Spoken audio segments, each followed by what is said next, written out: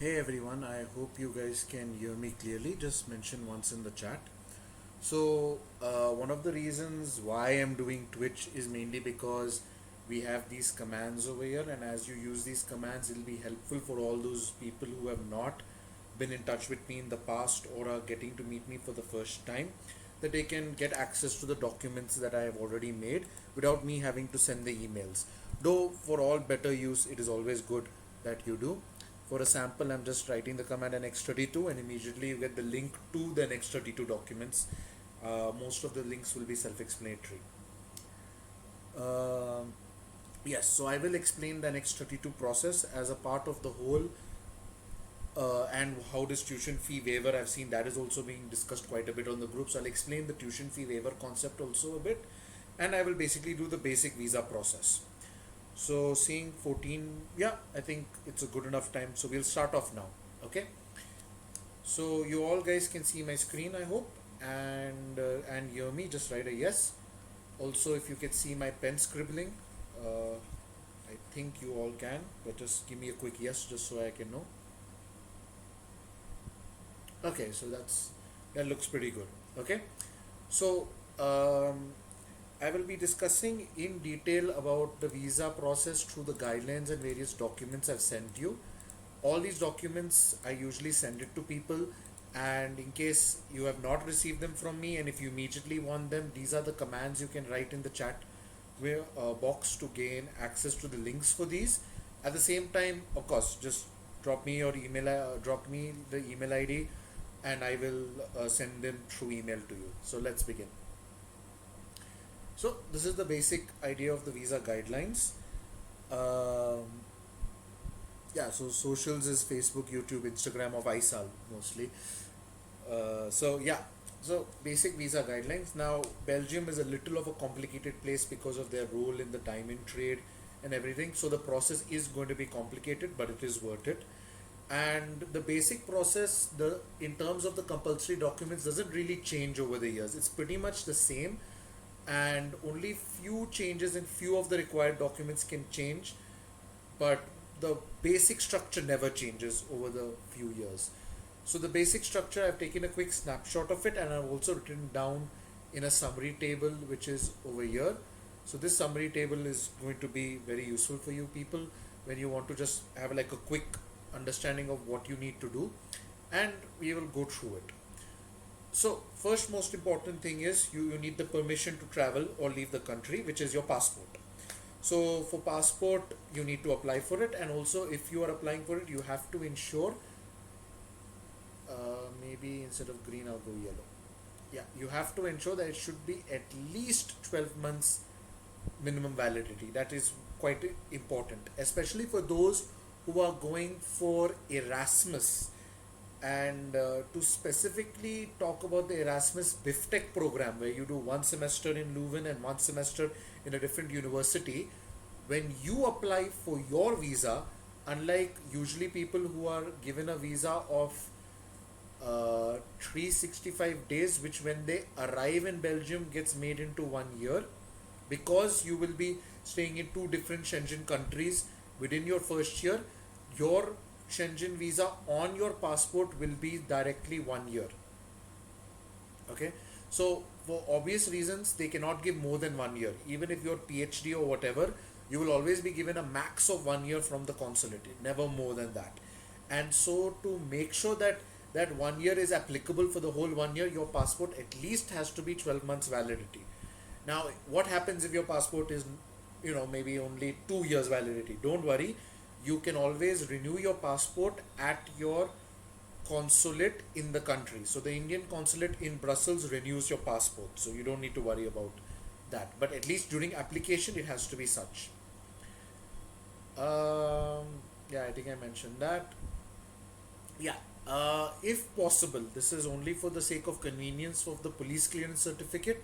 If the address on your passport is your, not your actual permanent address, but the address of the college, because that's the age when we mostly get our passport done, try to get it changed. I mean, it's not compulsory. We can still work ways of getting PCC without it, but for all future references, it would be very useful.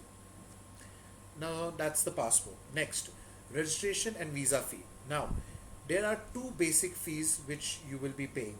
Okay, one fee you will be paying at the VFS. This fee is approx 200. I think it reduced to 180 euros. I'll need to check that, but it's around 180 200. This is debit tuition. Yeah, it basically boils down to 16k, but it's you need to check that. But it's I think around 180 to 200 euros. This fee includes VFS's charge plus the Consulate of Belgium in India's charge for making your visa. Okay, VFS tends to add some extra fees like courier's service fee to directly to your house, SMS fee, etc. fees. I think they have a special lounge fee where when you submit your documents, you basically sit on a couch with AC with free Xeroxes. So there'll be those extra features they'll add onwards to this price. Just keep that in mind. And the other fee you pay is to the Brussels immigration or the Brussels government basically.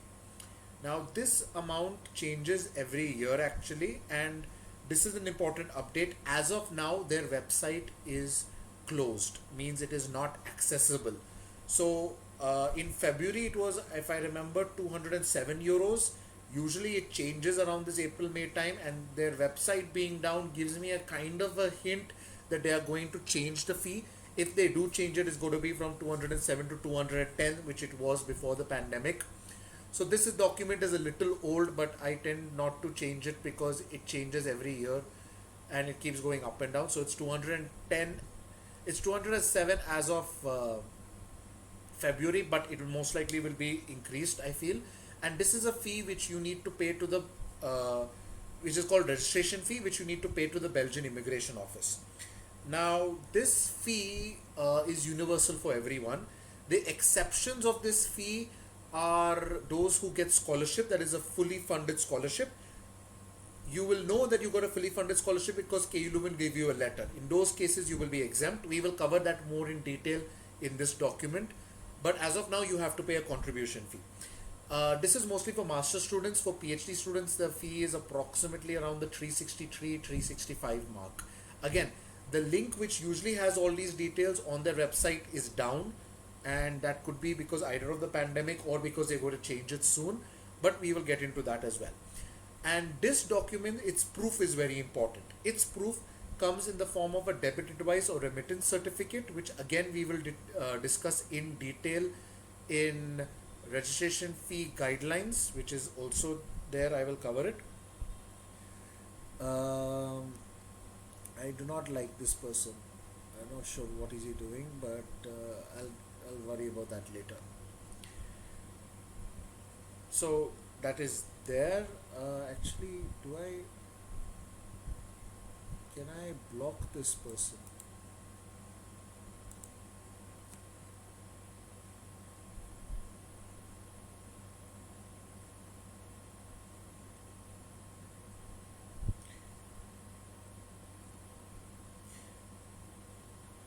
Yeah, so I just banned and removed him. No, don't want any spam already. So yeah, so that is the Brussels immigration website which you'll have to pay, and we'll cover those more in detail. Don't worry, but this is just an overview of the visa process. Okay. This is a person which if I remember is still there. You can contact him for certain very important cases, but just don't spam him. Just to be honest. Yeah, so the pricing details of VFS, again, I have given links because links will have all the details of the recent prices. This document will keep changing every few months that way, so click on that. Then there is also one more financial document, but I will put that under the sponsor document, so don't worry. Now when it comes to the visa form, you need to make two forms basically. This form is now an online form, so you fill it online, and after you fill it online they give you the option to print the PDF version of what you have filled. Remember, the PDF version is the important version. What you submit in the PDF is what will be in your application, not what you fill online. So if you're scared that online you submitted and made a mistake, don't worry, you can just refill the whole thing again, or just scratch the PDF, make a PDF changer or print it and then change it, and what you submit in hand is what is finally going to be taken. This was mainly done to take care of all the confusing issues of handwriting and having to go to the VFS to get the form and then come back, which was pointless to a certain point of view. And along with it, you should submit a statement of purpose. This statement of purpose is a one-page statement, a very simple cover letter kind of format where you basically explain why you're going to Belgium, why you KU Leuven, and what is your plan after your master's or PhD.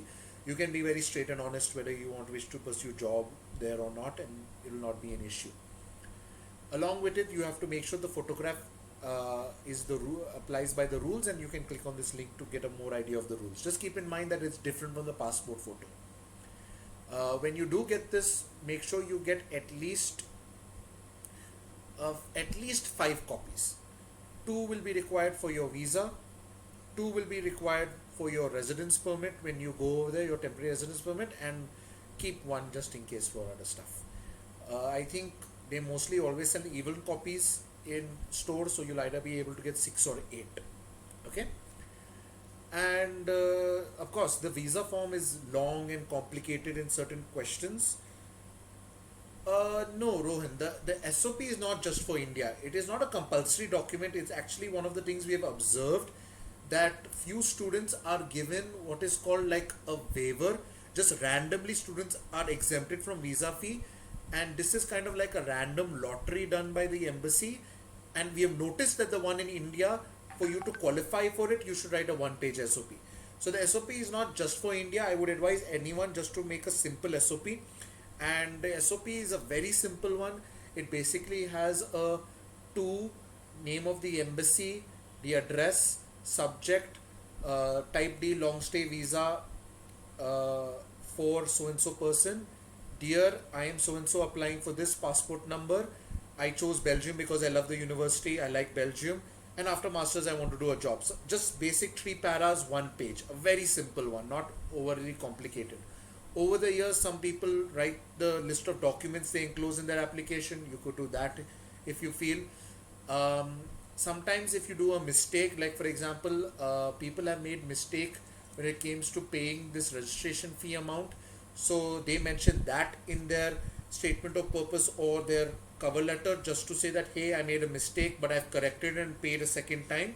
So if you see like 2 payments on my name, it's because I made a mistake in the first payment, and I've corrected for it by making a second payment. So like if you have some mistakes like that, or if you for example want to mention that, oh, I have been sanctioned a loan and I will and I have submitted a loan letter for proof of my payment, but the moment I get the loan, I will go with the blocked account.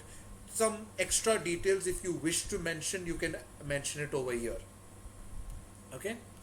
University documents, yeah, compulsory your admission letter, without which a lot of your processes can't be done.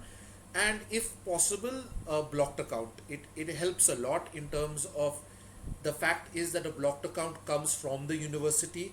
The university is kind of guaranteeing that you have the money, so that carries a lot of weight. And and the university goes an extra step by also confirming it to the embassy. So they'll send it to the embassy, and you also sending the same document. So kind of it's double verified. That means they don't need to take much effort to verify that document, because they've already got from the university a verification that that document is original. Okay. And now when it comes to sponsor, now of course if you can't do blocked account, that's when you need a sponsor.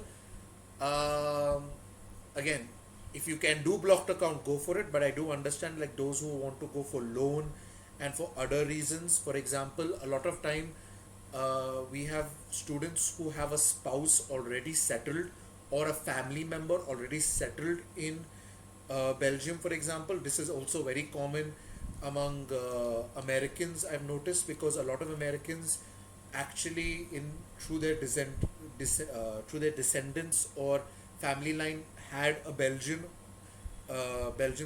nationality. So just 1 second, Andy, I'll just finish this sponsor part and then I'll read it. So for them, they kind of have family there, so why should they have a residence to stay basically, and an address to live with. So considering all of those situations, it's better to declare a sponsor. Your sponsor should always be a next of kin, as close as possible. Next of kin implies immediate family, so spouse, father, mother, brother, sister, sister's husband, brother's wife. Those make it complicated. They have, we've heard cases where that could be rejected. Not really. So the embassy does not really care, or the consulate does not really care when issuing you a visa that whether you can pay your tuition fee or not. They care more only on whether you can pay your living expenses. Whereas the VFS on certain occasions feels like no, no, give some extra proof just in case. So at that time, if you feel a bit more comfortable to show, then you can use a sponsor document only to show tuition fee. But if you can show living expenses to blocked account, then that's more than enough.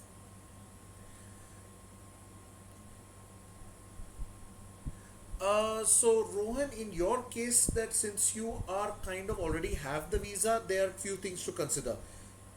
First thing to consider is, will your visa be valid when you travel? So if you had got your visa in September of last year, for example, it will only be maximum valid till September of next year. And if you were unlucky and they gave you only till 6 months, I think that will make it March. You'll have to reapply for the whole visa process again. You cannot uh, do that. Yeah, Naveen, you can still get blocked account. You can get blocked account till I think till 31st August. I think that's the last date. So if you do off your visa, get off your loan done, and then yes, a loan letter is enough as a sponsor's document. You don't need to push all the way to an X32 if you use the loan letter. Sometimes it depends on your tuition fees, because again VFS might be like, oh, is your loan enough to cover both? And if it is, then yeah, a loan letter should be enough. Don't worry. I feel very unfair to Andy, whose comment I missed. So I'll just finish that now. Jehan, we have lockdown in Bangalore, and we are sure when Belgium will be allowing students. I am not sure when to start the procedures. Please give an approximate timeline. So to be on the safe side, you need 20 days to arrange all your documents. Even though you're in lockdown, you can maybe pursue few of the documents already, at least doing the information, maybe PCC and etc. So keep that in mind. 20 days. If you submit all your documents properly, usually in India it takes 10 days. Now, why am I saying in India? Because in my experience with certain African countries, it has taken longer than 10 days. But in India, it takes 10 days usually. By 10 days, I mean 7 working days, and by extension or not, they don't work on weekends, so it becomes around 10, 90% of the times. 85 to 90% of times, unless there's some mistake, and then you might have to correct for it, and then it might take a little longer. But during this lockdown, they are trying to minimize that and trying to make sure that documents, they'll only accept your documents if everything is correct. So to unnecessary avoid the travel for interview and all that, which didn't happen, which happened a bit, but not so much last year. So coming back to the point that you need 20 days and then an extra 10 days, so that's 1 month. So you can even do this from 1st of August and still get it. So my advice to you is, during your lockdown, read the procedure of the visa guidelines. I'll just give the link to it over here. Read the procedure, understand it, know how much it will take time. Maybe do off your PCC if you can early on. Try to collect the other documents as you do it. And if that is the case, then you have enough time. You can even start in 1st of August and you'll still be able to wrap it, Andy. So don't worry. Loan letter is enough. Yeah, okay, thank you. So if we have blocked account, we do not need to show sponsor document for tuition fee money. No, you do not need to do it, because the consulate will not ask for it.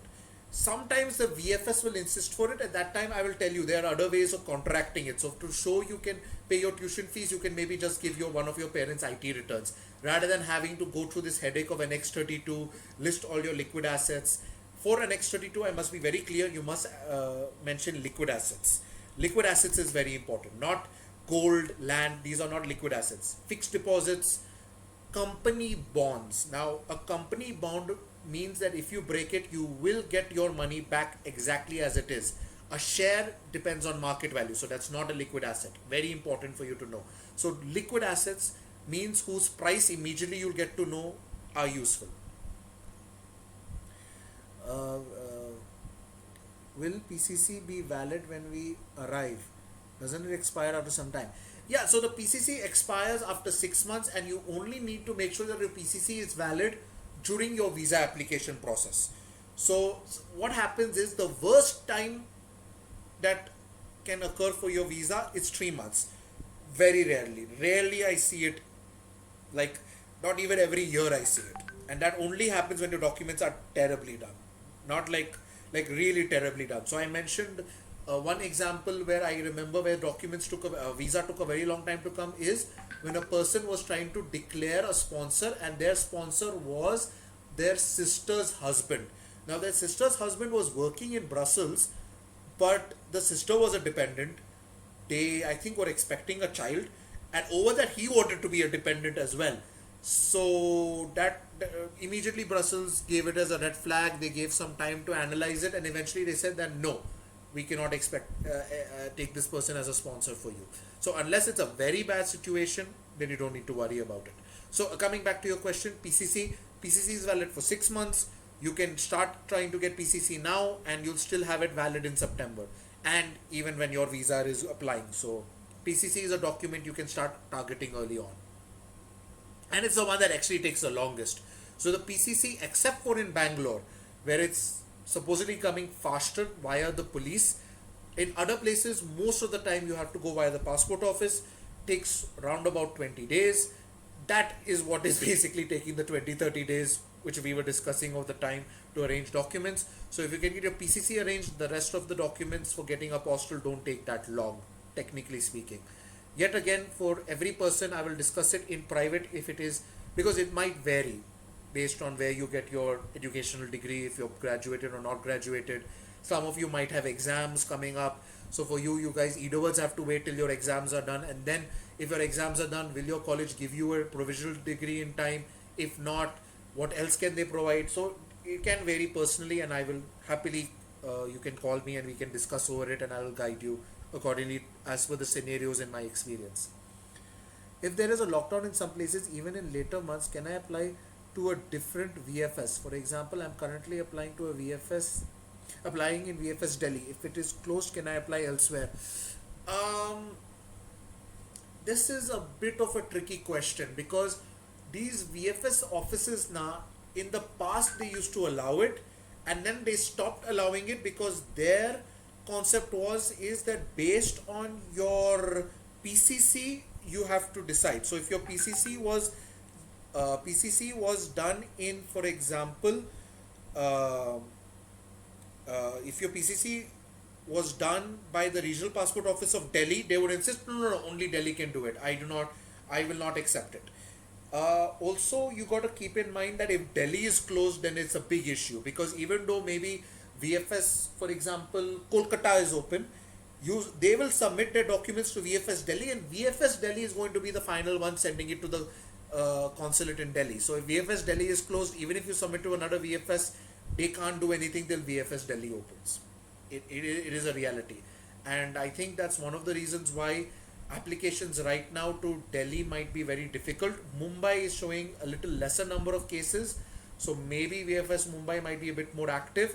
But as I said, this situation of COVID is a big issue. But if you start doing your documents already, 20-30 days pass, by then we'll get to see how the embassy reacts to it. To prove that you can pay tuition fees, can you show fixed deposits as saving accounts balance? Yes. So if so I will be covering that in the next 32 soon. That is over here. But basically, in the next 32, you mention all the details of who your sponsor is, the nationality, and all, and you can mention your list of liquid assets. In liquid assets, you can mention FD, which is your fixed deposit.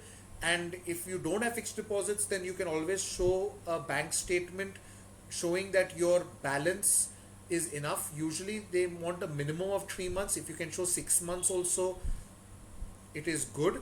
And you should make sure that the balance at the end of each month is a substantial amount. So for example, if your tuition fees is 1000 euros, then you only need to show 60,000. If your tuition fees is very high, like 9,000 euros, then I'm not expecting you to show a balance of 9,000 euros, but you should show at least a good enough balance to show that the balance is growing. So again, this depends on which account you're showing. So for example, if you show the bank statement of a current account, which is mostly I think used for businesses transactions, there you will have a lot of ups and downs in your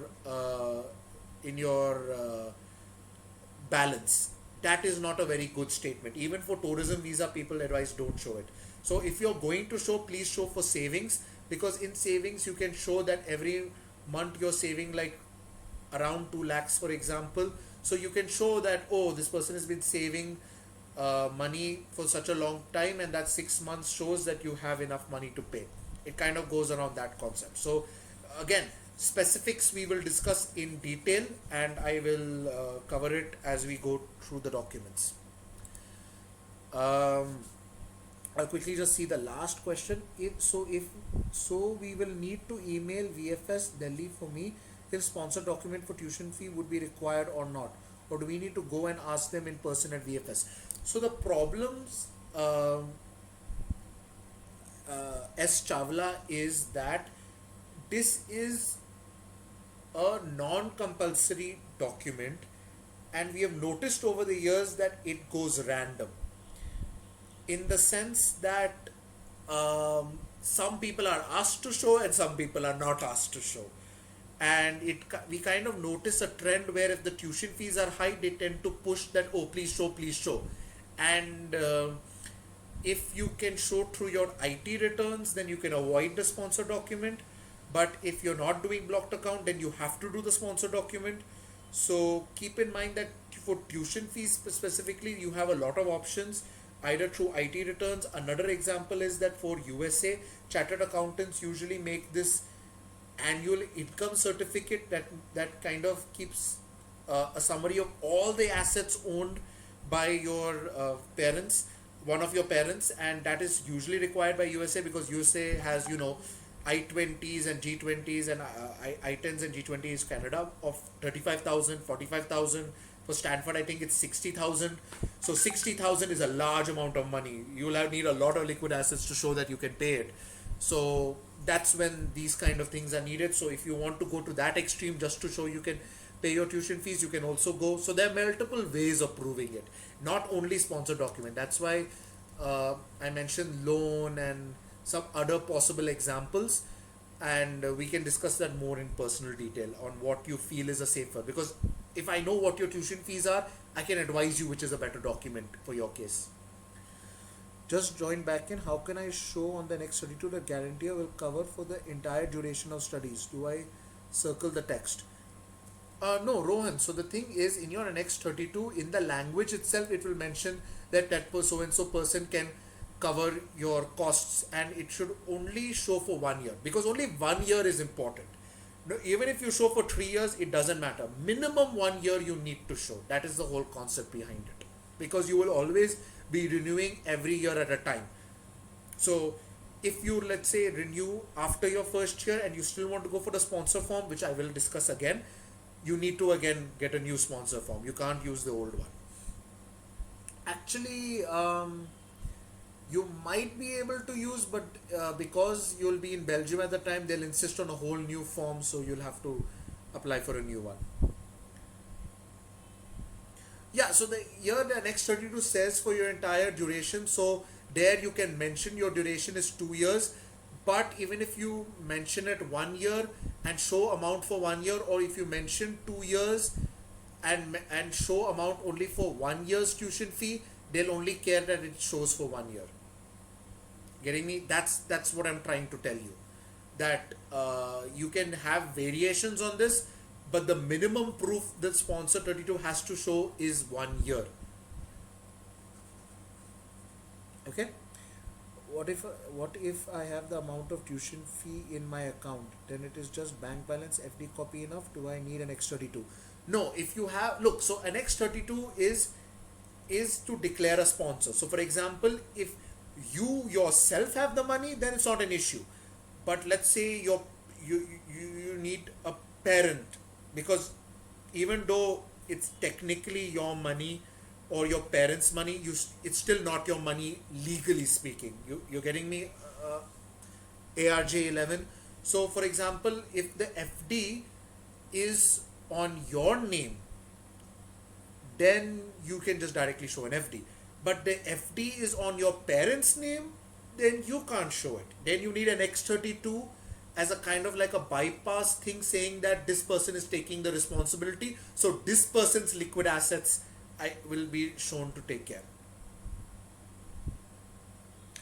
No, Rohan, um, it's not necessary. Like as I said, it really boils down to your second year. So in second year, for example, if you're going for a loan, you already have the money, so you don't need to. If you're again going to go for a sponsor, then yes. So for example, I mentioned before that certain spouses go for student visa because their certain students go and their spouse is already there. Yeah, they apply for a second form again. So for there will do a form again because that's the most convenient for you. My tuition fee is around 6,000 euros. I'm planning to go with blocked account. With other financial docs will I need? So Chaitra, yes, there is, even though you might not require it for the visa, VFS will be like, oh, 6,000 euros.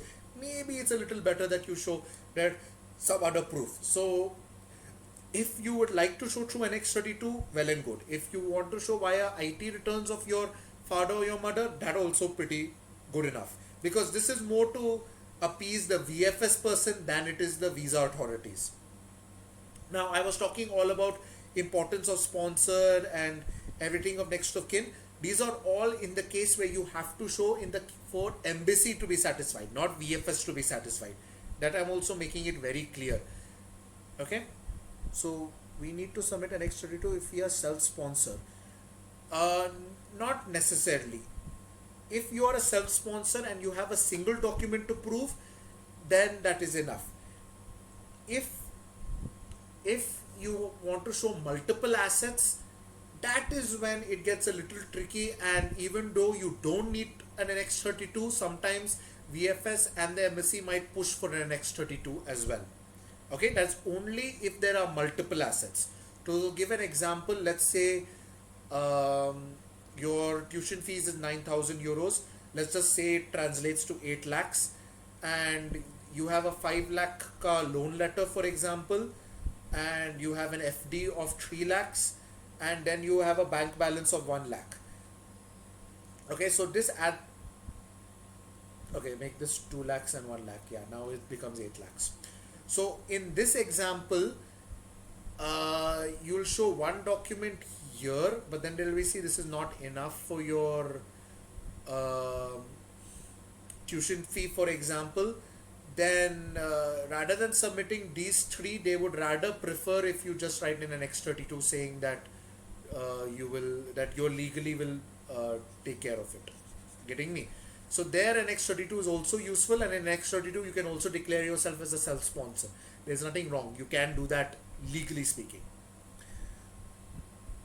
Darya Shield, sir, I am taking loan for both living as well as tuition fees. I have loan approved statement from bank. Is it enough for visa process, or should I show the amount for tuition fee as well as living in the account? My tuition fee is 18,000 euro a year. Oh, that's a pretty large tuition fee.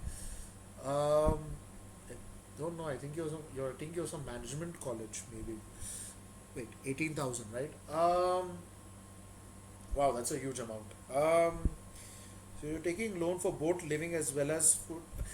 Daryashil, is it the same loan for both? So you'll be having one sanction letter. That's what I'm going with. Then in your case, because you have a single asset showing that it can cover all expenses, then you can show just a loan sanction letter and that should be enough. You don't need to go beyond that because you've already shown a loan. I didn't understand this, or should I? The loan approval letter is safe because if you show a bank account state, because look, you got to realize that whatever you submit is going to be scrutinized by the embassy. So, for example, this has happened to a person I did. Their account had very low balance, like only 6,000 at the end of every month, and that's because it was a business account / current account type of situation. And what happened is they got a huge loan, they transferred the whole money to this loan, so suddenly In one month it was 6,000, second month maybe 7,000 or 1,000. It was fluctuating a lot, and then the third month suddenly it showed like 8 lakhs. And then the embassy would definitely look at this as, this document looks very strange, like this 8 lakhs, where did it come from? And they'll be like, okay, where did this 8 lakhs come from? This is a very strange proof. Instead, if you had shown the loan letter, it would have been better for your on your behalf rather than showing a suspicious document like this. So keep in mind that even though you're showing proof and it might be genuine, it will be scrutinized. And if you can cover all the scrutinies, like where did this money come from, by using a loan letter or an FD certificate, those are better things for them. Okay. can can't I show that I have the money for tuition fee via bank balance? Yeah, Chaitra, you can show via bank balance. So in your case, you mentioned I think 6,000 euros. So in your case, 6,000 euros is not that big of an amount compared to the previous ones. And if you can show a bank statement across either 3 or 6 months where you show that the minimum balance has around this much, or that it's at least growing so that you can cover this expense, then yeah, it is you can show that it is perfectly fine. Make sure that, again, scrutiny is important. So for example, if we were on the phone, I would say that if you're going for bank balance, it should bank balance sheet, it should minimum cover 3 to 6 months. It should be stamped by the bank manager, by the stamp of the bank should be there on each page. And you should have the sign of the bank manager. And it should not show fluctuating balance at the end of each month. It should either show a gradually increasing one, because that's an example of a savings account. You gradually increase your savings, or it should show kind of like a fixed amount. That is, if some people keep their savings in another and in their current they keep like a minimum balance. You need to make sure of these aspects. Okay. uh, why is there no way to just pay for all the fees on the spot rather than showing you can?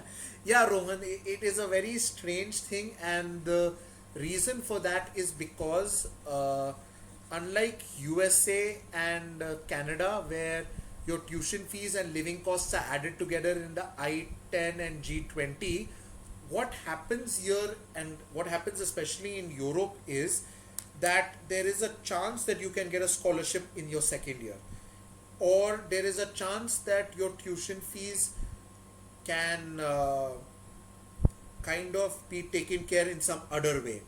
I won't get into that because that's a really complicated. It's not in KU Leuven terms, it's in some other terms like getting a sudden RATA and all that stuff.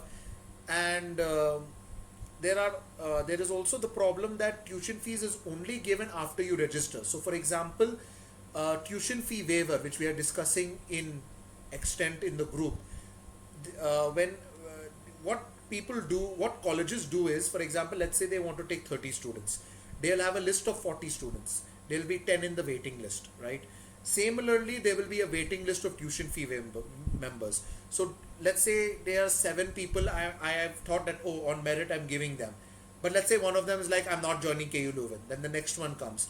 So you've got a lot of issues like that which come into play. So till you finish your registration at the university, and that too 1 2 months later, you will not be told what your tuition fee is. And then only when you pay your tuition fees, it will be you'll know, and you'll have to take care of it. And kind of it is useful because, for example, let's say you pay the whole I-10 and then last minute you don't go to USA, then you're going to lose the international transfer amount on it. So I mean, you can argue that it's very hectic, but it kind of helps, this method as well. Both have their pros and cons, basically. But yeah, that's the main difference. That your tuition fee amount you don't know till after you register, and that is why it is like you can pay. Okay. Um, Samart. How long do we have for going to the embassy after community sessions? Yeah, so Samart, this online visa thing is only for your convenience of filling the form, because in the past there used to be the problem that you have to go to the office, get the form, and when you fill it, your handwriting is not clean. So this online form is basically worthless. The only thing it does is it electronically helps you to fill up the form, and then it gives you a PDF which when you print it and then you submit it to the VFS, that is what is considered. So what you submit online does not matter. You could write some rubbish online when you fill up the form and just reopen a new account and fill up the form all over again. No one is going to care what you filled up online. What you submit in hand is what is important, and that is the PDF which you print out. Again, if you want to do changes on this PDF printout, you can just like write over it and submit, and that still will be accepted. And what you've written over is going to be accepted, not what you submit online. It was only made for the convenience that people struggle with people's handwriting. For FD also, do we have to show stamped bank manager signature? No, actually, the reason why I like FD is because if you look at a proper FD certificate, it will always have a bank stamp or a signature or something. Because an FD certificate is a proof that you have taken the money, so it will always be done in a proper format. Um, of course, you have to show original. I think when you meant that, does it have to show the stamp? You're talking about a Xerox copy, but you always show originals of your liquid assets uh, in the visa office, VFS office, sorry, and they take Xerox copies. And sometimes what happens is you might have to submit a tested Xerox copy, so that there you might want to consider a bank manager's stamp, but they tend to be a bit lazy when it comes to that. So the original, if you have an original and a Xerox copy original, that will do. Okay. Yeah, Rohan, I completely understand, but the systems are different, dude. That's the only issue. And each system has their pros and cons, right? So where would we have to pay the fee for visa, in VFS office or online? Yeah, Naveen, so very interestingly, you always had to pay it at the VFS. So in my visa guidelines, actually I wanted to cover this as well, I forgot, sorry. Yeah.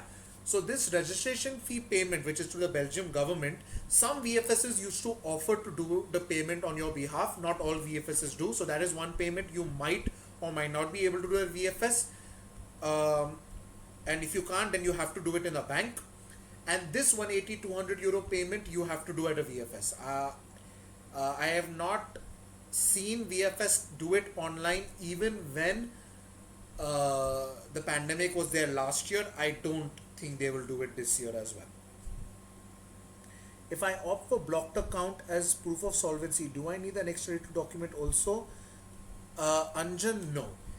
You, it is always either or. So you either do the blocked account or you do an X32, and only because VFS might bother you that I want an extra document, you might consider an X32, but there are so many other documents you can do to avoid it. But blocked account is always a preferred option in terms of the lesser headache it is, because again, whatever you submit will be scrutinized, and if you submit a blocked account certificate of solvency, its scrutiny is the bare minimum because KU Leuven has sent the same document via email. But if you're going to submit an Annex 32, which is a legal document, they will first check whether the legal document is actually done by a legal person. That's why when a legal person legalizes it, there's a number and a stamp and of the lawyer or the notary person, not a lawyer, not all lawyers are notaries, of the notary person who does it. And then they will see the originals of your liquid deposits to ensure that, oh, these are actually originals. So they will verify your Annex 32. They just won't blindly believe that, oh, it is a legal document, so it has to be true. No, they will verify whether it's actually being done the right process or not. Aren't FD advice enough? They don't have stamp etc. on them. Yeah, an FD advice, I think what you're saying is that some banks, what they do is they give you, I need a, they give you like a summary sheet of all the FDs you own. In my experience, it could be enough if it had a bank manager's sign and stamp, because you got to realize that when you pay your taxes and you need to show all your liquid assets for, while submitting your tax, that time also I think when the bank gives this kind of summary of all your assets or your FDs or your balances across your accounts, they do give a sign and a stamp or something to show that it's an original document. So it's very rare that they won't have a stamp on them. But an FD advice, which is a summary of all the FDs, yeah, you can also use that if you need to. I mean, as I said, like 6,000 euros, let's say we convert that into rupees. I'm taking 9, so that's 5.4 lakhs. You can very easily get a single FD of 6 lakhs. Getting me? So if that shows it, then why all the hassle of multiple FDs? Try to make your life simple. Don't show too much of money if it's not required. Show it to show your living expenses. And if you're not going for blocked account and you're going for tuition living for NX32, then it should show living expenses plus, if possible, living expenses plus tuition fees wherever possible. If your tuition fee is high, let's say comparable. Okay, so for example, that guy's tuition fee was 18,000, right? That guy needs to definitely show an amount that high. His living expense is only 9,000, for example. So that's why the people who get tuition fee waiver, least headache. But even tuition fee waiver, in my experience, when they go for VFS, they say that no, show me that you can pay 1,000 euros, which is so stupid. But they sometimes insist on it, and you can't. You have some argue potential with the VFS person, but keep in mind that he's the only person you can turn to submit your documents, and you really can't go to anyone else. We don't need to go to VFS to ask queries, right? We can just email them for asking things like whether they will pay the tour. Yeah, you don't need to go to VFS for that. It is, use their 24/7 helpline or email them. Sometimes they're not responsive. So at that time, I ask you to please contact your seniors who've already done the process, because they know whether they had to. Keep in mind that the only embassies I know who used to do this 204 euro payment for the registration fee are, I think, Mumbai and Delhi. Not many VFSs do it, but then again, they can change any time. I can't guarantee it. So try to call them. If they don't respond, try to email them. If they don't respond, ask your senior or someone who's already applied over there. That is why I made an Excel sheet where I mentioned which VFS people applied to, because this is a recurring problem where the VFS just doesn't reply to you at all, keeps ignoring you, or keeps sending a machine to answer you. So in those cases, I always insist that talk to a senior, especially one who just finished it last year. They will help you. They would be the best help you can. And if you can't find one in the Excel sheet, ask me. I'll try to find you someone who can. Okay. So let me just finish the visa guidelines. Where is the Excel sheet giving the list of seniors? Yeah, S Chawla 123. It is in the Facebook. So if you have not contacted me in the past, I will send you emails with a link to the MSN KU Leuven Facebook group, where in the announcement I've put an Excel sheet. If we consider blocked account, it doesn't matter to them whether it was from my pay. Yeah, it does not matter. That is the beauty of blocked account. It doesn't matter where the money came from. In the certificate of solvency, it'll be like, this is a certificate to show this person has the money. So it is like the least hassle. No one cares where the money came from. It is not fair for me to say this, but there was this one person who borrowed money from a friend, and definitely if he had mentioned that it is an X32, he would have got into huge problems. But he borrowed it from a friend, family friend, and then put it in through the blocked account, and no one cared where the money came from. So that is a very easy loophole of the blocked account. So yeah, guys, before, like, keep posting your doubts, but I'll just quickly touch it. So now we finished sponsor, which I bet you a lot of people had doubts, but I also want to cover the apostille process because it's kind of important. This is by far a little complicated process, because this again varies from country to country, state to state. So what happens is, an apostille is a document which is used to verify, or which is used, or which is seen by the Belgian government to know that your document is original. Now, because the Belgian government wants to know that your document is original, it has to be, and it's basically communication between international governments. It is handled by the Ministry of External Affairs. That is why MEA. Okay, and This apostle stamp will be a big square stamp. Actually, I think I would love to show you a picture. So just give me a second. I will. Yeah, perfect. You guys can see my crazy screen. Sorry, apostle stamp. So I will show you a picture of how an apostle stamp looks. So this is how an apostle stamp is. This is maybe a bit of a close-up, but this is the behind of an original document. I can already tell you from this logo that it's in the back of a degree, and this is how the apostle will look, and this circle is the MEA stamp. Okay, so this basically tells whether a document is original or not. Okay, but the MEA office will not be able to tell whether a document is original or not all the time. Now, in the case of a PCC, for example, police clearance certificate, this is usually issued by the regional passport office, which is a branch of the MEA, Ministry of External Affairs, which every passport office is.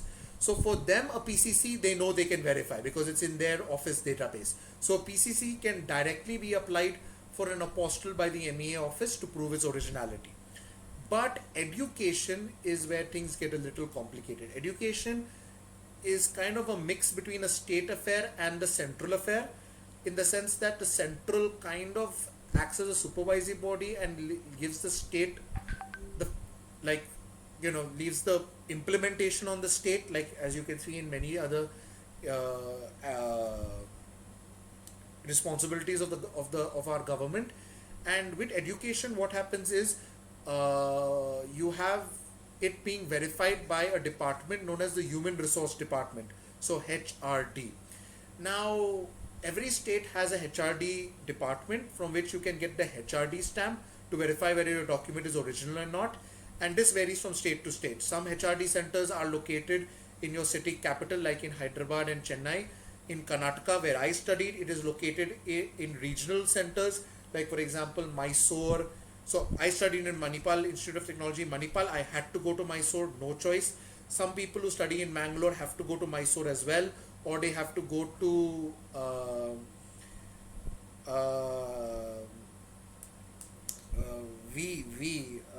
some college called V. I forgot its name. It's called some V University in Belgaum. So they had to go to Belgaum. Some Bangalore colleges have to go to Bangalore, etc. So on and so forth. Multiple possibilities. And in 1985, under the University Grants Commission or the UGC Act, each state HRD then started having a central body in Delhi, and that body issues the SDM stamp. So you can either go for the HRD or the SDM stamp. Now, I'm explaining all of these details only for two reasons. One, I don't want you to do the running around. No, pandemic is going on. Don't do the running around. Go to private agents who handle it, and the list of these private agents, have I Shenzhen visa, luggage visa, I will send you the PDF, don't worry. Whoever needs it, it's there in the documents I send, and in the groups I do it via them. Those agents will try to confuse you that no, I'll send to SDM. They'll either do SDM or HRD based on whatever is convenient for them. No, Andy, I don't mean Vishveshwara. There is some university in Belgaum in Karnataka. Okay, maybe it's VTU. Actually, yeah, it's VTU. Vishveshwara, VTU. I'm so sorry. Yes, Andy, thank you so much.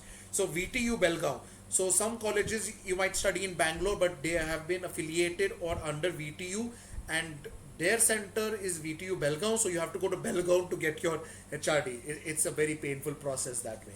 So don't do it. Go via agents. That is the long story short. Now, which documents your postal? Now, your latest degree. So if you're going for advanced masters, if you're going for masters, bachelors, if you don't have degree, then your provisional degree certificate.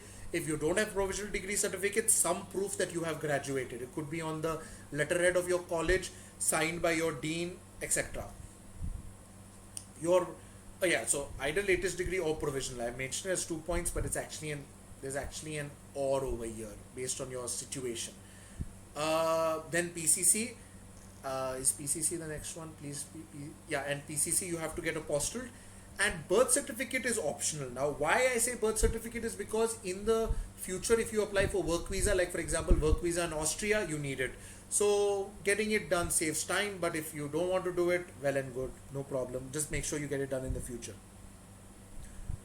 Do we have to say something specific to agent to get this specific stamp or that stamp? Yeah, so Chawla, the problem is the agent will do whatever is convenient for him. Some agents have contacts in the state itself to get the HRD done. Some have contacts to get it done in Delhi. So the agent will decide, and you can actually notice it by the cost. So, for example, uh, IVS Global office in Bangalore knows that for to get HRD he needs to only go to Bangalore, so he might charge you a different price than the same agent who might be in, for example, Hyderabad, and he knows that if you graduated from Bangalore, that is. So he knows that either he has to courier it to his Bangalore office, so he will charge you extra because of this courier, or he'll be like, oh, I have a person in Delhi who can do it for me. So the agent will pretty much, like, you don't tell the agent what to do, the agent will tell you what he can do. Some agents do both, and then I've advised you on which one is which process, so you can make that decision. And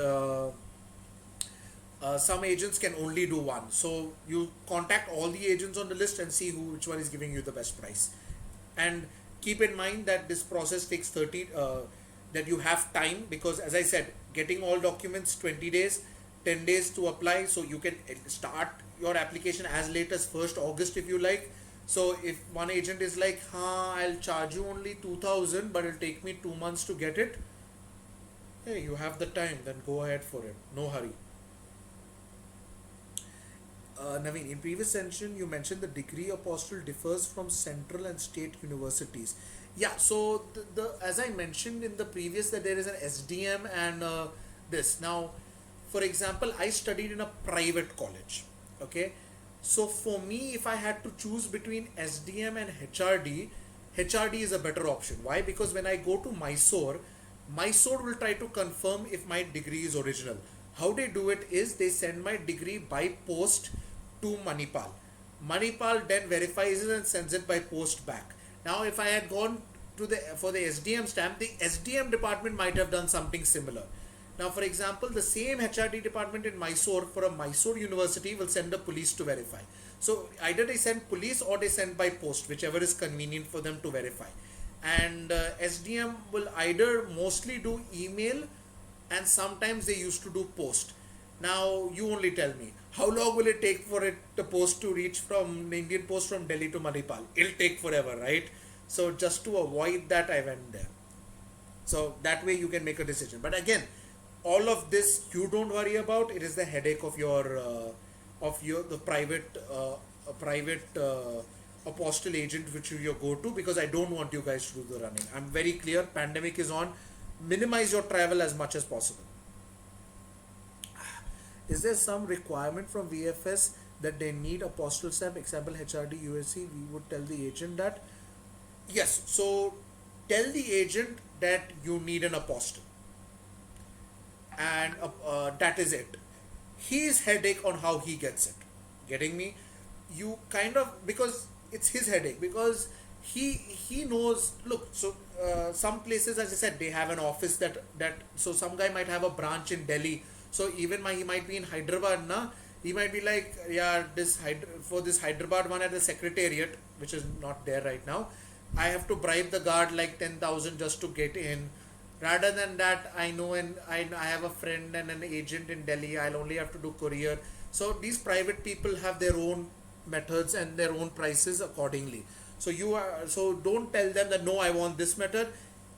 No, he'll do what he knows he can do, which can get him the best profit also. Keep that in mind. So you know that there are at least two methods. Ask all these. If you want, ask that are you getting me SDM or HRD, and accordingly that will be settled. But if there is some requirement from embassy that they need state apostle or center, no. There is no such thing as a state apostle and a center apostle. I'll explain that. Now let me go a bit ahead. So as I explained, the MEA issues it. We only have one MEA. We don't have a state MEA. We have one MEA. They have offices in states, but the apostle is still the same. Getting me? There is no such thing as a state or center apostle. There is only one apostle. Getting me? So I'll just finish this process and you'll be a bit more clear. So for example, some places you can apply to an e-Sanat center. So Chennai is an example where you can apply for it online. You can pay for the whole thing online. Then that center will already check if it is made, if it's original or not, and then once they have verified it either through email or police or whatever from the institution, then you have to go over there and get it attested. Now, okay, so this graph is for apostle, but there will be a separate graph for HRD as well. Educational documents, state territory. Yeah, so this is the graph for HRD, where you basically go here, get it done. RAC, and e-Sanat basically is some RAC is also apostle center is also sometimes RAC, basically. Getting me? So here are the list of all the places that issue it for registration apostle. That is, these are all from the MEA government website. If they have changed, I have not checked it, but last I checked, they haven't. So these are all the places where there are offices where you can apply for apostle, and it doesn't matter. There's only one kind of apostle. Please keep that in mind. So Rohan, there is an issue in regards to that, is that immigration office website is closed, so you don't know how much to pay in the registration fee. So as of now, they are not taking applications. My advice to you is just get all your documents ready, and the moment they open, you just need to go and submit it. Getting me? So save your time. Don't wait for till the embassy opens last minute. And if you do that, you might have a tough time. To give a quote or an example, last year the VFSs only opened, even though the embassies opened, some of the VFSs like Chennai know this, they only opened I think on August 13th. So a lot of people had to run and do it, and those people who didn't get their documents ready beforehand, maybe those who didn't have the convenience of knowing me or getting information from me, they suffered. So try to spread the word to as many people as you know, so that they get all their documents ready in advance. I need to catch my breath a little. Okay, so these are some of the addresses of the apostle centers in Chennai, Guwahati, Hyderabad. The Kolkata one shut down, so I'm sorry, but the Kolkata one is shut down. Wait, has it? Is Kolkata here? Because I remember Kolkata one. Sorry, the Kolkata embassy, the consulate of Kolkata no longer started giving visas. Kolkata must still have an MEA office. Sorry. So these are all the places. There are some agents you can calculate. This one is the one hired for Kerala. So Kerala people, please go to them. And yeah, that is the whole apostle process. I will just go back to the image to. So can I zoom in into this image? It would be nice if I could. Oh, this is Hyderabad. So convenient. Yes. So in Hyderabad, we have this very nice feature where the HRD and apostle were done in the same place. So when I had to get my birth certificate, I just walked in, applied for HRD apostle all in the same place. So this is a degree from some college. This is the Republic of India by the Apostle Center. This is the MEA office, Ministry of External Affairs, as you can see is written over here. Yeah, see, so MEA stamp, Apostle stamp. This is a district magistrate stamp. So this is done by the HRD office, but which is also common in Hyderabad, for example. And this was some notary. So this notary is not really required. This you can be avoided completely. This person must have done that for other reasons, but only this and this is enough. Okay, let me just see, near NPDL office, Azadpuri flyover, NCT of Delhi, SDM. Oh, this is SDM stamp. So this person did SDM stamp. I'm not sure why they went SDM stamp. Maybe this person didn't graduate from Hyderabad. He must have graduated from some other college for which he had gone for the SDM stamp. And then which apostle office you go to, Hyderabad, Chennai, that doesn't matter. They are a central body, so they will stamp it.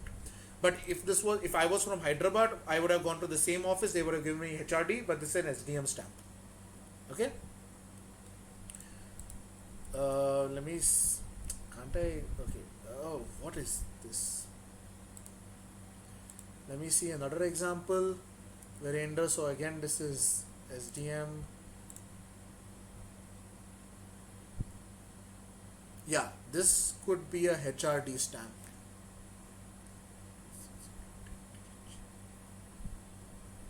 So this is an MEA again. Ashok K. Kumar, Section Attestation Officer, Ministry of External Affairs.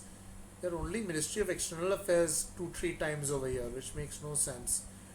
2019, 2019. Not sure. I don't know why this guy gave so many stamps to verify. Secretary, Chamber of. Yeah, I don't know why they give so many. Maybe this is a PCC. Maybe that's why they gave extra ones. Okay, but I think you guys get the point for apostle, right? For apostle, should we submit? Yes, apostle is always done on the behind of an original degree. It is never done on the behind of a Xerox copy. It is always on an original. I wouldn't mind showing you my original documents if you want, where the apostle is behind. 1 second.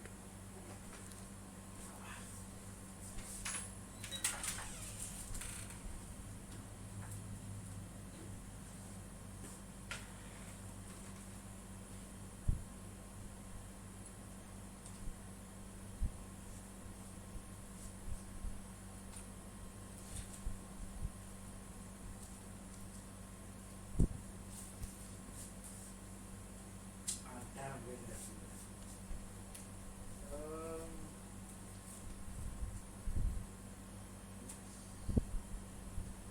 Yeah, I have to think again where I kept my document. No, it should be there anyway.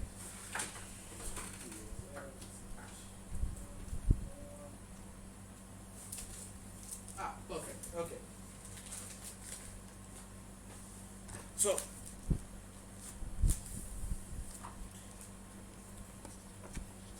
this is my original degree from Manipal. Okay. Uh, 1 second. I will make the camera a bit bigger to help everyone. Logitech device, right? So, because even I can't see what you guys see. Yeah. Perfect. Okay. So this is my original degree from Manipal. This is the apostle. This is the apostle stamp that I got from the Hyderabad office, and this is the Mysore ka HRD stamp I required because education under the state. Okay. And yeah, it is always done on the back of an original. It will never be done on a Xerox copy. Never. They will just refuse to do it. Keep in mind that this is a permanent verification. So let's say, for example, I apply for advanced masters or I apply for PhD in the future. I don't need to do the whole apostle process again. So it's a one-time thing. Some VFSs are stupid and they might say, give me a second one, but no. Should we apostle of degree only, or is apostle of transcript also required? No, only apostle of the degree. 1 second, I will just tune back this camera to a small size so I can lock with this. Yeah. So no, transcript is not at all required. Only the, sorry, I cut my thumb today, so it's a bit hurting. Yeah, so no, transcript not required. If VFS insists, you scream at them, because this apostle thing could cost you 2000 rupees, and to do it for all your, this is just a crime. They're milking you of money, even if they are not getting the money, because they might sometimes say, we will apostle it for you. It's wasting your money. Don't do it. For apostle, should we submit our original degree certificate? Yes, original. What original degree exactly mean? Original degree, provisional degree? Original degree, if you don't have your original bachelor's degree, then your provisional pass certificate. If you don't have your provisional pass certificate, some document to show that you have graduated. Okay. So that is the whole apostle process. And now in my guidelines, we'll just go through some of the other things. So latest degree, provisional degree, birth certificate as an optional, PCC as we have discussed. Now keep in mind PCC is a bit complicated. Now PCC is going to be verified by that passport in which a document is either shown to prove that you live in that address, and that document has to be either your passport or Aadhaar card. It is very difficult to do from any other document usually. The passport office tends to insist on this. In Bangalore, luckily, if you do via the police station, which is a pretty fast process, they will accept other proofs like your bank account ka passbook ka address, and that is useful for all the people who are working in Bangalore who can't, maybe go back to where they live and have kind of settled in Bangalore because of their work. Now please keep this in mind that if you want to show a different location, like if you're stayed in location for more than 6 months, it is still possible to get it if you have certain documents ready with you for your PCC. Again, if you click on these useful links and everything, you will get the specific details. Like you need to have a contract.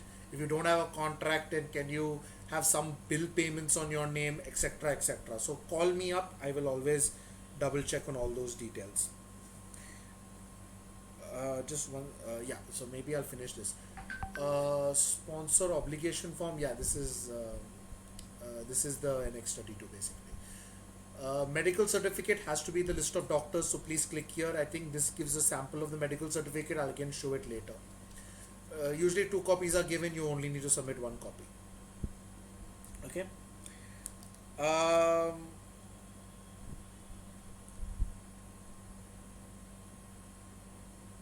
Okay, so yeah, so a lot of people are texting me on WhatsApp also to discuss few matters. I've just gone through it. I've covered most of it, and yeah, please use this checklist, and you will get an idea. Also, keep in mind medical certificate expires in 3 months, so make sure that it is valid. So, if you personally ask me, with this checklist, what is the first thing you should do is first thing is if you have your degree, contact your college to find out where you can go, either HRD or STM. If not, contact the agent and ask them how long it will take for it to get done. Next is you apply for the PCC via the passport office, because that also might take 20 days. Once these 2 documents come and your birth certificate, if you choose to do so, then you contact an agent, and to get them all 3 apostilled at the same time, it'll save you money on the courier cost, and maybe you can like, Arey bhaiya, one document you're charging 2,500, I'm making you do 3 without discount. We Indians are good in bargaining, go for it, no problem. And once all of that is done, then only do your medical certificate, because least hassle, because this one involves you going to the doctor and a hospital, which will be, in high COVID cases, so least travel effort. Do this at the end. And when it comes to no, there should be more below this, right? Where are the financial documents? Sponsor obligation form. Yeah, that's strange. I remember financial documents. Okay, forget that. So when it comes to your financial documents and the registration fee payment also do it at the end. That is this payment I'm talking about. Do it at the end. You need to go to the bank for it. And if you want to do the blocked account payment, you can do that online. You can pay for the thing online, and banks give enough proofs, and you can use that and send it to them. And I'll actually go through that more in detail, and Edwards University will give you the proof. Okay. So guys, this is a summary of the whole visa process. There are some further details. I'll jump into it, but I need some water. So just type in any more questions you have about the visa process if you do.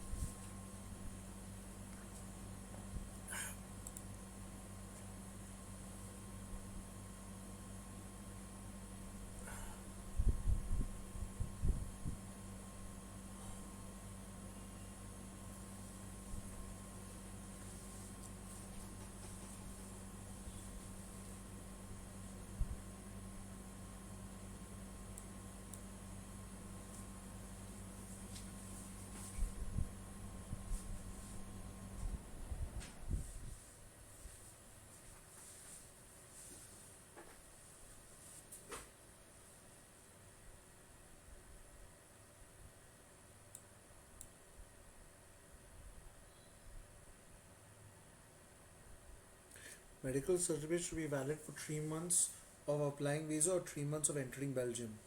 Uh, so the thing is now, because your visa can, worst case take 3 months, it should be valid on the time of your visa. That is more important. Okay, just make sure that happens. People have already applied in February and got their visa, and that person, it didn't matter. He's applying in September, right?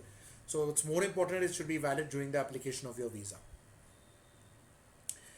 There might be future changes to uh, uh, there might be future changes to yeah, okay, my camera had frozen. There might be future changes to the medical certificate which come every year. So during my time, flu vaccination, a few years back, there was no such thing as flu vaccination. So that is there.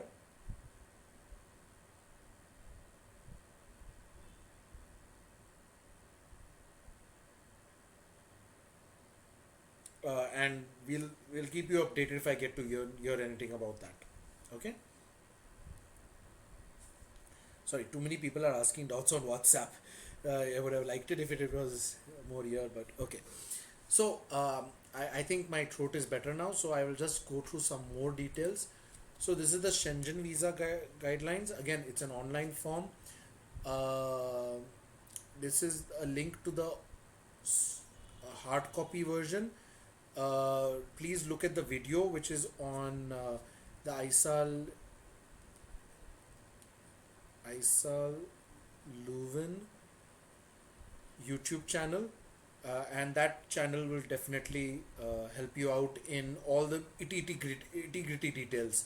Again, you can always call me. I will not hesitate to repeat it.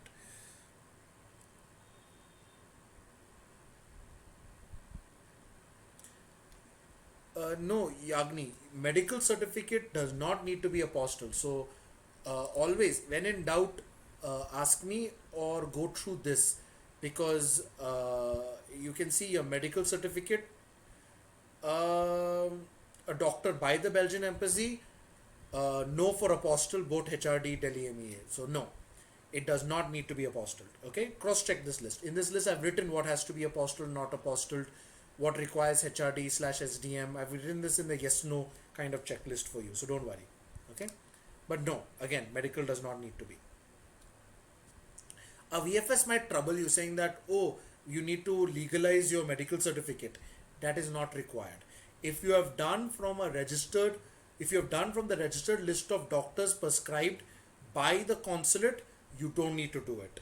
It's only for emergencies where it is another doctor that you need to do it. But then don't do it. It's a necessary headache. The consulate might just say, I don't believe this doctor, and then you might have to reapply.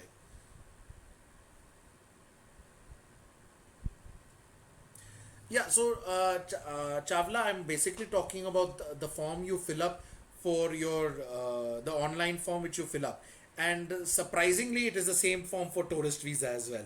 So before there used to be separate forms, but now the online thing is a common form for everyone. Okay, if you see the video, you'll get a better idea about it. Okay, so go to Isa Leuven YouTube. Uh, Yeah, that looks like YouTube's logo. You go to Aisal Leuven YouTube channel, and in there will be Anna videos, and in that there will be visa form guideline. Okay, there you'll understand everything about it. Don't need to worry. Again, of course, I'm not trying to bypass it. I'm just trying to say is that there are so many details in there which are specific, and you might get confused by not understanding the question. But I've explained every question in the form, and when I filled this form, the form was much bigger. It's much smaller this time. Thank God they realized the stupidity of that form at the time, and they've made corrected it. But still, go through the video. A lot of things will be clear. Okay. Now visa registration fee. Now this is the fee, just that the 207 210 euros.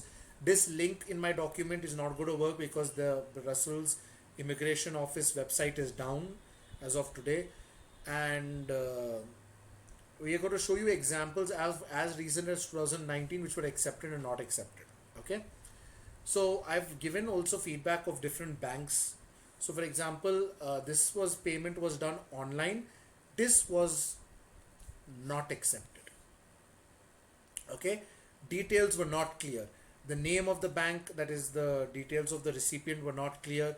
The details of the person was not clear. There was no message to know whether the person actually sent it. Just some ICICI code. This and SPF in tour is the building address but not the bank name. Unnecessary problems came. So this is an unaccepted example. Okay. Here more details of the summary is there. So this is an example of an accepted document. Here the permanent address of the person is mentioned. I don't want to show it, but the name of the student is there, the amount is there. Now in her time she had to pay 204 euros. Now this is an issue with SBI. You have to tell them that you want to send the final amount. uh, it is not inclusive of the additional fee.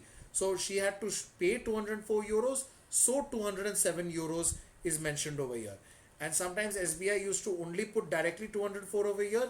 So what would reach Brussels was 201, and then she had to make a second payment or cancel this and redo the whole payment again. This happened many times in SBI.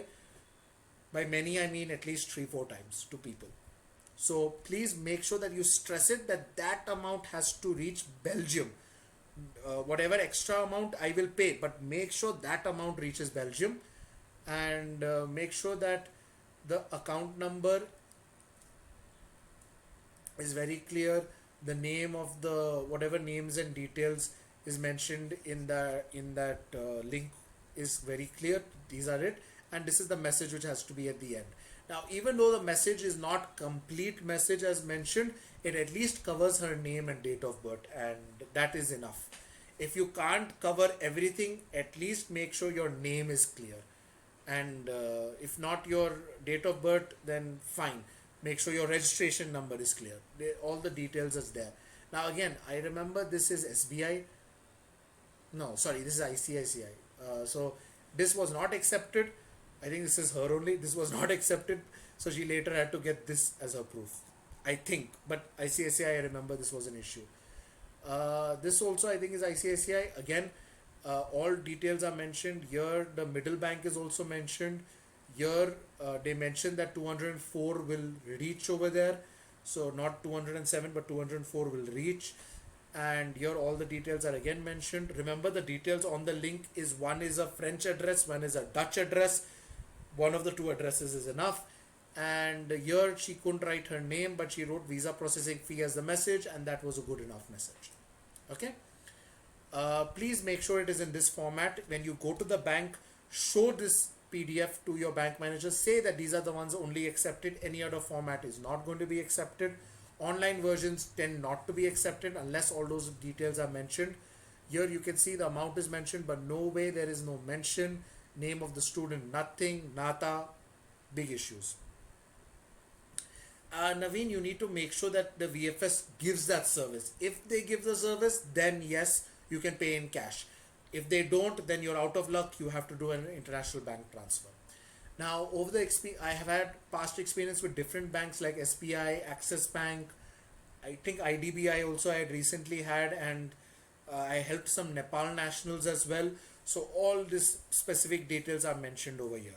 I'm not going too deep because it might not be required. I don't want to overburden you with guys with too much of information, but the major information which was the visa guidelines is covered, and this is the specific informations which you should choose which apply to you, and of course I will share this document.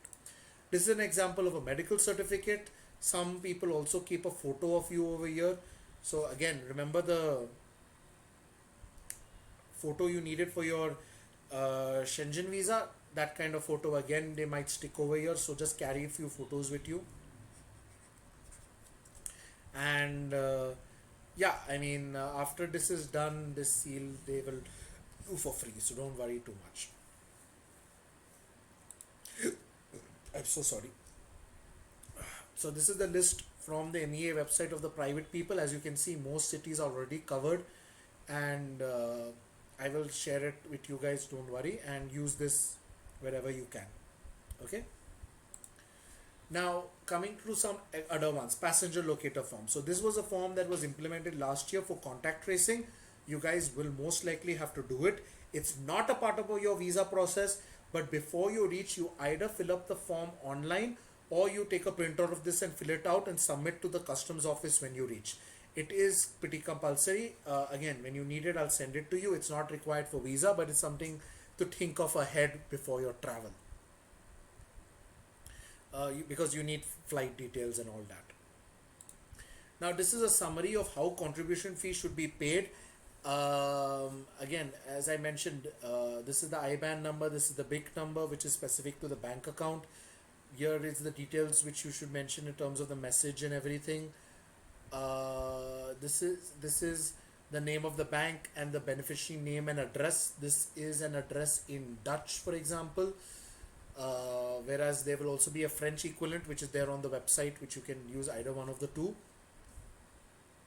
There's an example of a possible message, but I know that all banks do not have allow you to write this full thing. They only let you write like up to maybe a certain limit.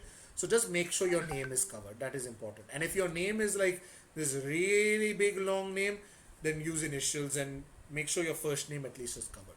Okay. These are details on refund policy. Again, if you've paid by mistake the wrong amount, then refund. And based on your situation, there are different payments. Your Art 48, I don't know why it's not covered here, but it's this one, 204C. Art 48 is not the same as article this. No, family reunion, why? You are not family reunion. I don't know why. It's Art 48, but it's also around, it was 204 at that time. But here are the different levels. Yeah, so Art 58, I'm sorry, why Art 58, it's covered here. 204, Art 58, this is what most people fall under, unless you're PhD or something else, and then you have to pay, because your contract is one of these three payments, you'll have to check which one. Or actually, you can read this table. Again, it doesn't apply to the most of you, very few it applies.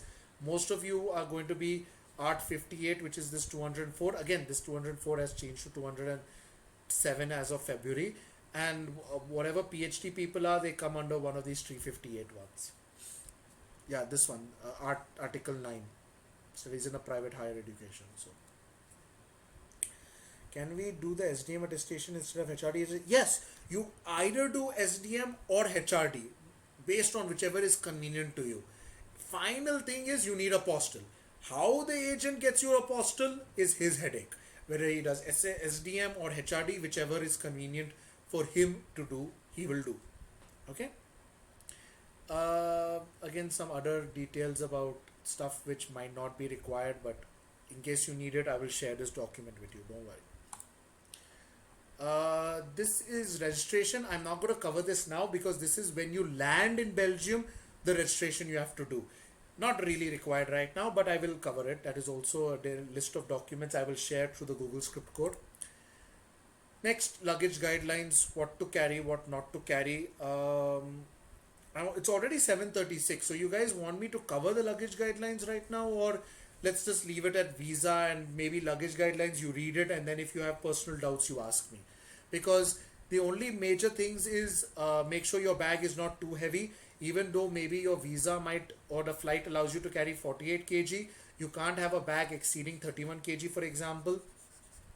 Yeah, I'll just quickly just run through it. Winter wear, buy over there. It is very useful. Stationery, buy in India. Like calculator there is like 50-60 euros. Here it's 500 rupees. For those who are not from India, 50-60 euros is in Europe, and in most other places in Southeast Asia it is less than €1. Adapters, so this is the kind of adapter in Belgium. Big headache because most of the Indian ones have this 3-pin structure. Very few countries your ground pin is over there, so you can get these in Amazon. This you can purchase in Amazon. Otherwise you get one of these with what we call a spike or extension cord and use it. This is another very common one which you get. If you can get this, this is better because this one is sometimes loose and does not fit so properly. But get one of these and an extension cord like this to make your life simple. Again, buy it in India, it is way cheaper. The keyboard over there is a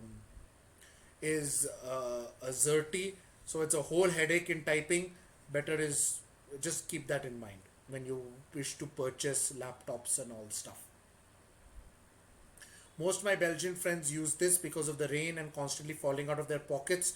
So make sure that, like, if I were you, I would carry one smartphone and one this phone. Smartphone like always inside my bag, so that while cycling it doesn't fall out, and one this phone for regular calls. But this is what most Belgians use. Okay, but they do have a smartphone. They just use this with their SIM in it. Forex cards, I don't like it so much. You can use it. It really depends on what your expenditure is. So please call me personally for this. Some people have advised some really good cards. So recently Forex cards are good, I've heard. So go for it. Food, don't be picky. You'll get all the food in the world over there. We'll teach you about the economical options. As a vegetarian, there's a huge amount of veganism in Belgium, so don't worry too much.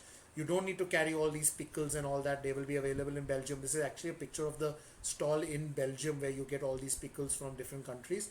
You might need to carry one of these cookers, really helpful to have. You get all these snacks over there, so don't worry. By law, you're not allowed to carry more than 10,000 US dollars. But in hand, I would advise you to carry something around 1000 to 1500 euros, sometimes a bit more based on your expenses. It's actually covered very well in this document based on your accommodation and all. So these are those things are to consider. If you pay all your accommodations in advance, for example, like while you're in India and you don't have to worry about paying the first month rent and your deposit there, then you can carry less, no issue. Non-vegetarian, we eat everything in the world, don't worry. If you're a picky person, don't worry, everything is there for you over there. Some other things like sportswear, books, please, books, be smart, ebooks, get them in India or get your books in India. A book in Belgium is too damn expensive. If you can't get the book in Belgium, you'll have to courier it again and added pay. If you're carrying medicines, make sure you carry the prescription with you. Munchie is not really needed. Water filter, some people have a sensitive throat and for them carry a water filter. Toiletry is way more expensive. Please, shaving, toothpaste, if you want to get 2-3 toothpastes with you, but they're damn expensive over there. And this is my email ID and phone number. I would prefer if you don't send email ID if possible. WhatsApp is always the most useful way to contact me. This is also my actual SIM number. I'm in India right now, so you can call me directly. I will not mind calling you back whenever I get free. Now, this is the student questionnaire. This has to do something more ahead. I don't think we need to worry about it. This is like, if your documents are bad, then you have to worry about it. Best month to start looking for private residences. There is no best month. Start looking as early as possible and contact landlords. You will always get a room in Leuven. You might not get the room you prefer. So this is an example of a blocked account form which will be sent to you, and you have to fill up an online form which allows you to come over here.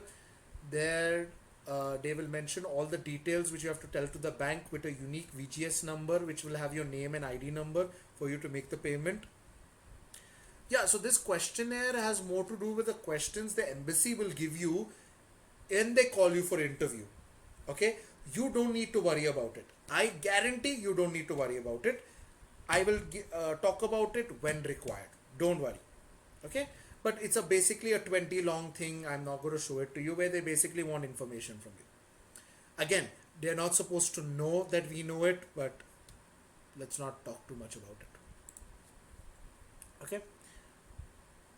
No, very rarely people are called for interview. Only if your documents are incomplete are you called for interview. And over the years, we try to make sure that they are as complete as possible and this whole interview thing is avoided. Keep in mind that last year, very few were called for interview, mainly because of other reasons, not necessarily related to their documents. but it was more related to other complexities that creeped up because of the pandemic. In the sense, like, what happened is, like, most VFS centers were shut, so people had to fly over to Mumbai and Delhi to apply. All the other embassies were closed. So at that time, because they were in Mumbai, they were like, oh, why don't you also have an interview, kind of situation. It was not because their documents were wrong. But in the past, we have tried to always avoid it. Okay? So here they mention the 9,200 euros, the 100 euros administrative fee which will be not be refunded, the use of VGS number which is their message, the Swift slash big code. They've written this in detail. Average rent, the average rent which people pay in Leuven as students is around 350 euros on average. Some places are a little more expensive, and if you want studios, it'll always be close to 450 euros. Okay, it depends on your requirements. I was a cheap guy. I was like, give me a small room, shared kitchen, shared toilet. For me, importance was proximity. I will come to that, Naveen, a little. Don't worry. So these are the details you need to give. When you're applying for loan, it is kind of important to know how much you might need. So carry this document with you to show to your bank. That way, it kind of give, because some banks ask for proof of why you need this money for to cover your payment, and then this blocked account is a very good proof. And uh,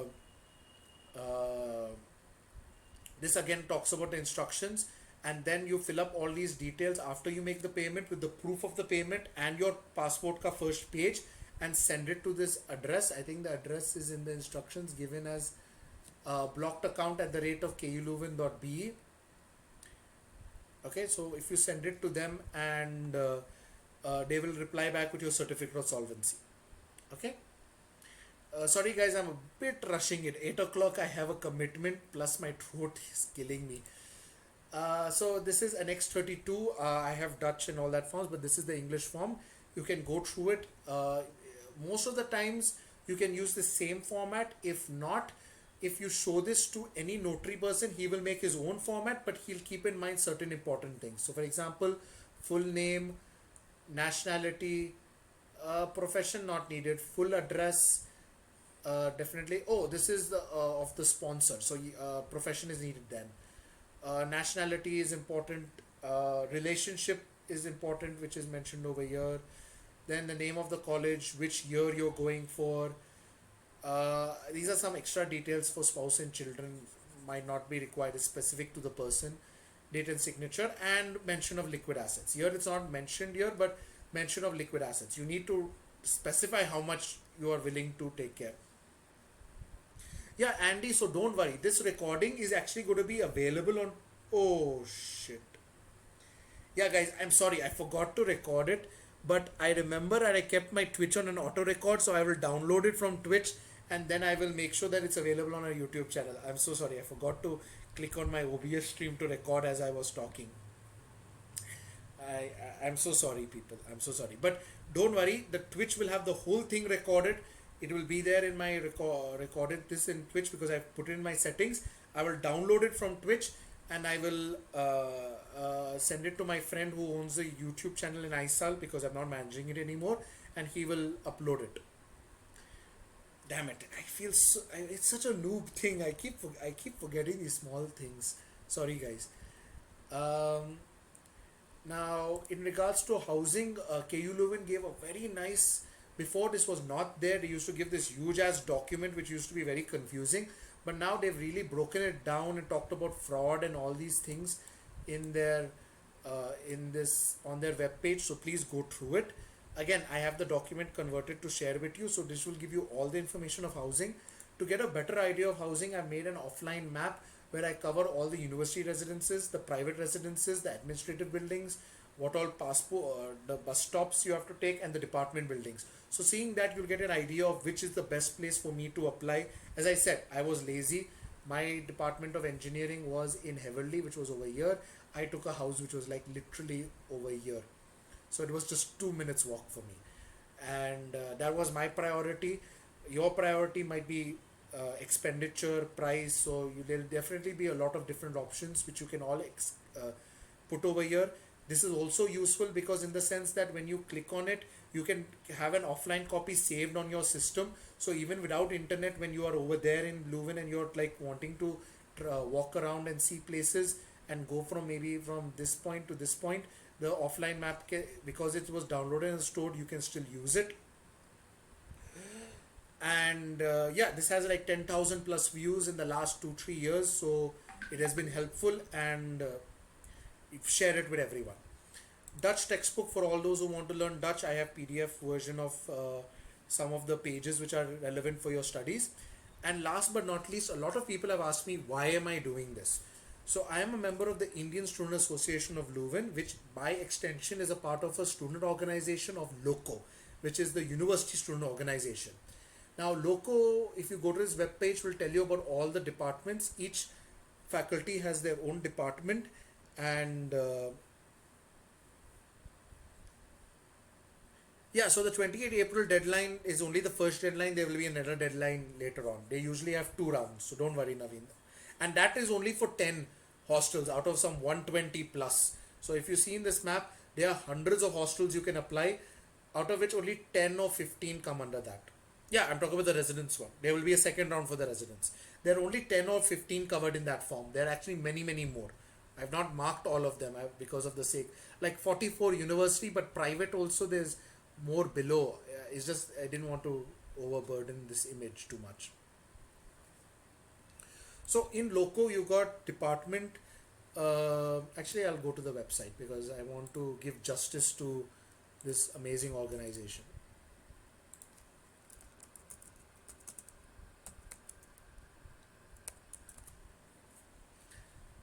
Uh,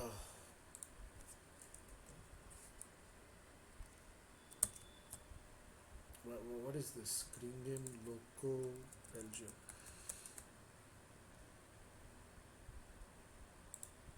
Why is this going international? Did I write the spelling of Klingon wrong? Loco KUL. Ah, here it is. Sorry, my Dutch. My Dutch always catches up to me. So these are the various associations linked to your department. So for example, you've got Apollon, I always thought it was. Apollonia, which is for dentistry. Oh, Apollon, sorry. I'm mixing the two. So Apollon for physiotherapy, rehabilitation, like that. You've got these Kringen or student bodies. They organize events and they help students basically in their own departments. So this is all department wise ones which I should definitely visit and contact to get in touch with your seniors. There are other associations which are more related to other things, like for example ISEC, consultancy, AFD, Asian students, Armenian students, Best Leuven, great organization. I was a part of it. Great fun, really nice people, good interaction with the European students. Blood Serious. I couldn't donate my blood, but I always volunteered. I am a strong believer of blood donations and Red Cross, and there will be an organization for everyone, for coding, law, Eurovision, ISTA, and yeah, I am basically part of the Indian Student Association of Leuven. So all these associations plus the crickets form what is called LOCO, and in LOCO they have a special division called LOCO International. I'm not going to go into the who's the members of it right now, but LOCO International Committee basically consists of representatives from all these student associations whose only job is to make sure the international people are happy and they can easily come to Leuven and their life in Leuven is memorable. So in extension of my service to LOCO International and to ISAL, I help anyone who asks me for help in visa. My expertise is Indian students, so I always help more Indian students, but most of my information, the resources I have available are open for anyone. In the past, I've done help Nepalese, Sri Lankan, Pakistani, Japanese, I don't think so, but Chinese students, yes. So I don't mind helping anyone. The process is kind of similar for Southeast Asia. I've helped African students where the process is a little more complicated because they have a different organization and it takes a little longer. Specifically, Egypt, I helped a girl, I remember. And so I help anyone, and LOCO International in general, all of them will help anyone. It's just because the Indians tend to send a lot of emails to ISAL that help us with visa. That we have we do it. Most organizations will help you once you reach there, but since ISAL has been very active in helping people beforehand through this Anna program and all, which is the initiative ISAL started, which I have been involved in making, is the only reason why many Indians know me beforehand and contact me beforehand. But in the same extent, all internationals, anyone is welcome to ask me doubts. I will always help them. And again, you can always go to the Anna program here and get more information and a direct link to our Anna videos, which is on our YouTube page, where we cover a lot more things like online shopping and Indian food ordering and booking of cameras and softwares and all the doubt sessions across various this we post over here as well. I'm losing my voice. Um, yeah, so I think that's a good enough summary for a very long talk we have had. I will now just once I have applied for residence by giving them free residence. If I change my mind, can I apply once? Uh, kind of. I mean, no one is going to force you to sign the contract. Getting me? So, in one way, you can say, I don't want it, but the second time you'll apply, you'll be given second, like you might not get your opportunity since it will pass on to the next person. Getting me? As much as possible. So, my advice is always keep a list of 5 or 10 places you should apply. And then the worst one which you see after you see the room, which we will help you see the room, you choose. Okay. So, guys, I'm gonna take a little relaxation for my voice. Please keep posting the questions. Don't hesitate to post the questions. Okay.